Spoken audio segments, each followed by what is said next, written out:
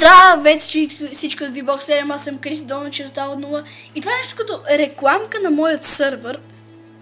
Така, IP-то и това... и името на сървъра го виждате, IP-то ще го има накрая на клипа и в описанието. Така, мапът на този сървър ще е The Dust, пустинята, дето е. Сега ще ви покажа дори.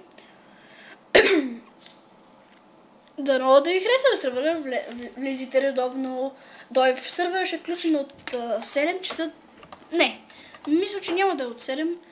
Някъде от обяд до вечерта ще е включен сървъра. Имате право на всичко, нямате разни такова. Нали от първия път не можете да купувате.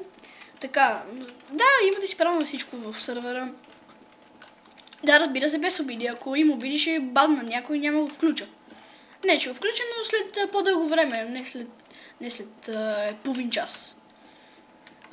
Имам човек, който следи чата на сървъра, така че внимавайте какво правите. Виждам потребител, който обижда, бамвам го и ще научи на ред. Само...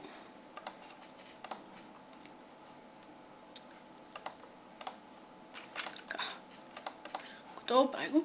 Да, това беше за сървъра. Разбира се, ще сменя маповете. Няма да е само на пустинята и на това. Ще е в офиса, примерно, в... ще се различи маповете. Няма да е само на пустинята. Да, това беше за сървъра. Влезнете, не е нужно да се регистрирате в сайтове разни, такова. Просто влизате в сървъра. IP-то, нали, казах, ще го има в краят на това видео, заедно с името на сървъра. Името на сървъра не ви е нужно, но да знаете. Сървъра за Counter-Strike 1.6 не е за разни други сървъри, примерно Condition Zero или нещо такива. Да, по принцип, това е за сървъра, за 1.6, както казах. Дано ви хареса сървър, ще чакам бомбата да гръмна.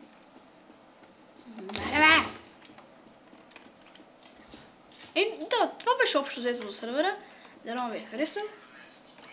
Чао!